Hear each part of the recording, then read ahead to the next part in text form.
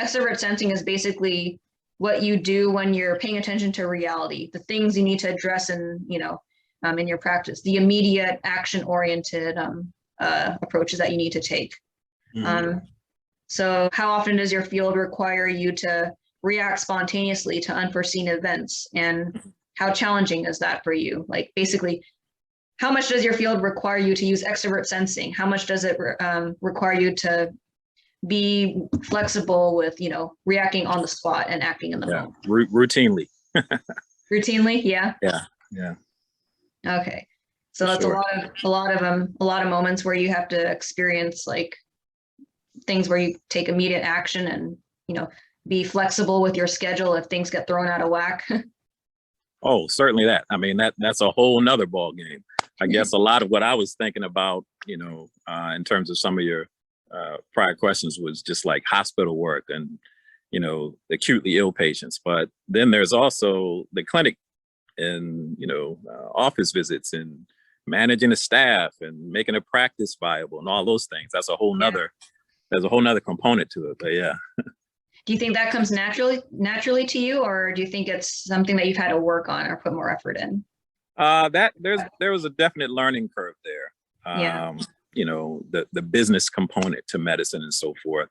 I don't think that we do a great job in terms of medical education, in terms of preparing, our young doctors for that reality. So a lot of it has been like baptism by fire.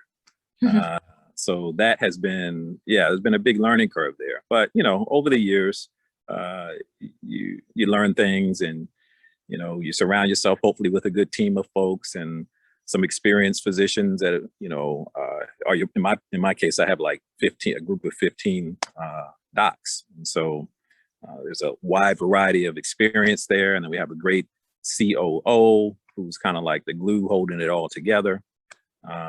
But that being said, it has required and will continue to require some learning.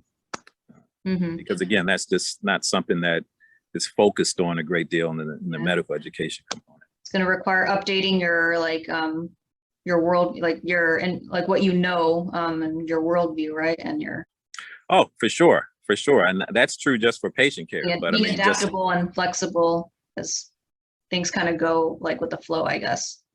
Yeah, I mean, not only for patient care, but certainly for the business component of it.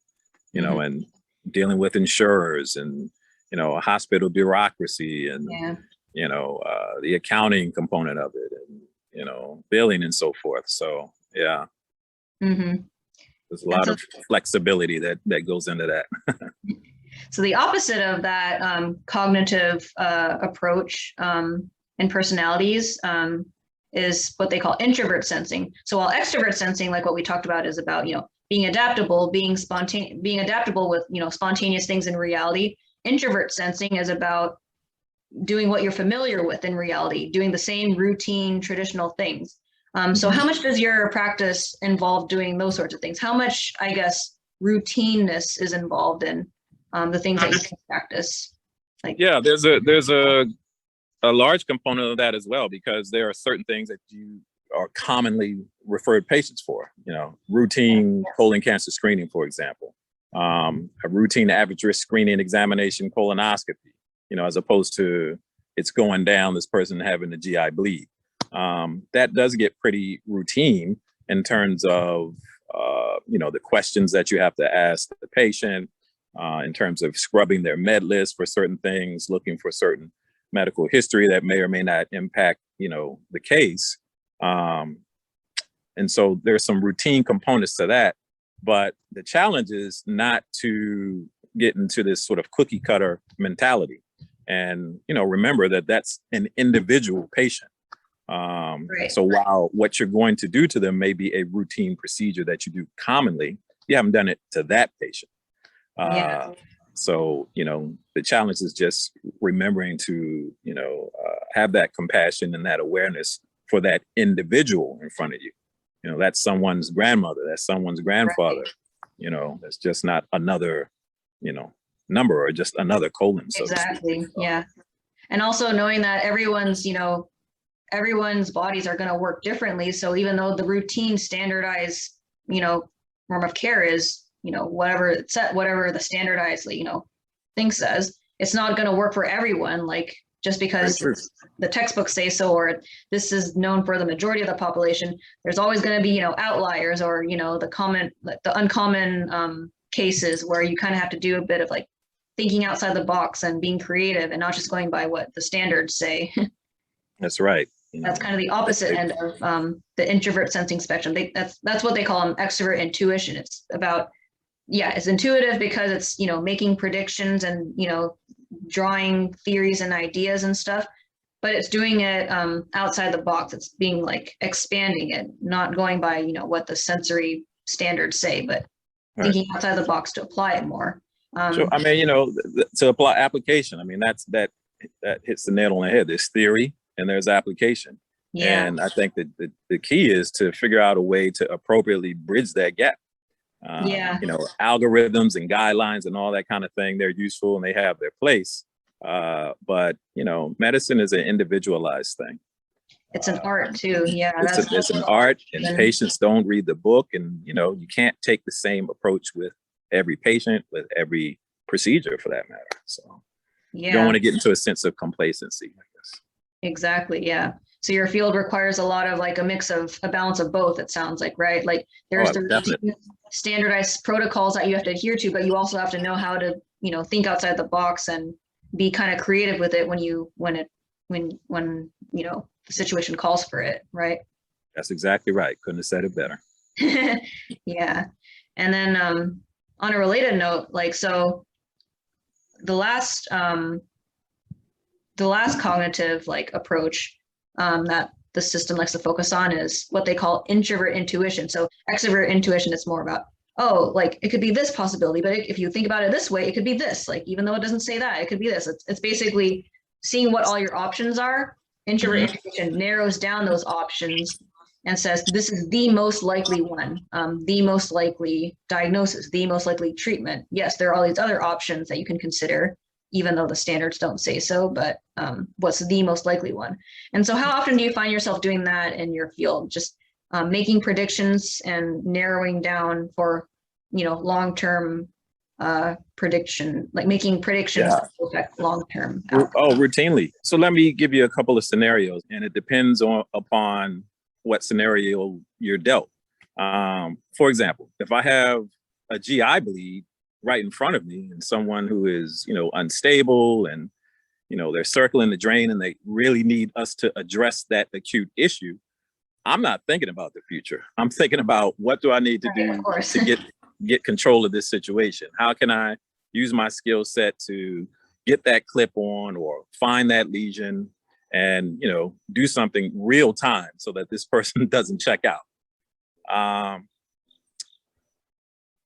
Another scenario, though, in terms of long-term applications, and this is probably one of my favorite things to do. Unfortunately, pancreatic cancer is a terrible diagnosis, and, all of the morbidity and mortality that goes with that is just, terrible. And typically patients don't have great outcomes. And unfortunately, it's not diagnosed until like later in the stage, right? Right. And so in terms of that, in GI, that's another one of those areas that we can give some long-term relief, often palliative. A lot of these patients have obstructions of their biliary tree because of a mass in the head of the pancreas.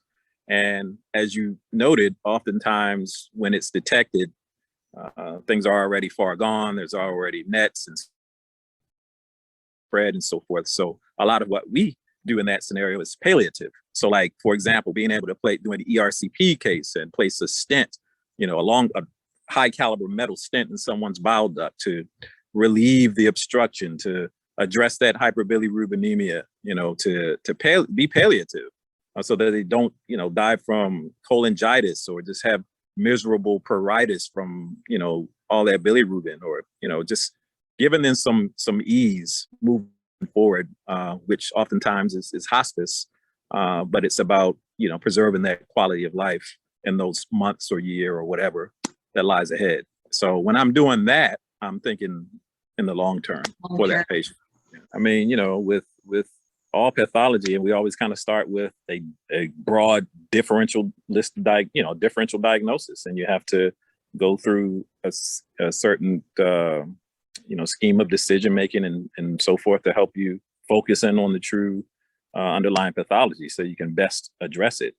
But you start broad and you think of all the considerations, and you have to logically approach, have some sort of systemic approach to help you arrive at what the root cause of what's going on is. Yeah. So I think a good clinician though probably delves into both those lanes that Of you're course. describing. Yeah. You have to move fluidly back and forth between the two. I don't think rigidly putting yourself in one category versus the other is the way to go. And I think the challenge is to have that awareness and self-reflect and assess your trends and your patterns so that you can figure out if you need to have different approaches, because it will ultimately help you individually and certainly your patients in the final analysis.